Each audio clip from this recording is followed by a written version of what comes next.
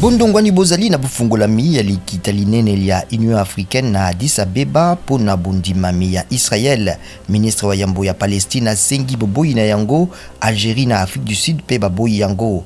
Président Félix Tshisekedi ya ekolo Congo démocratique akopesa lobby e bonga ya mokambi ya Union Africaine na Macky Sall ya Sénégal.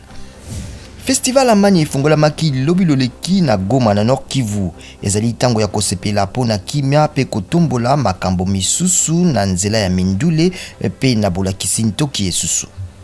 Koleka bato motoba bazoki na bombe artisanale moko ebeti na wenze moko moke pene na état-major ya police na Beni na Nord Kivu. Basi pe banande bazali kati na baye bazuli kama pe bamemami na l'hôpitalo.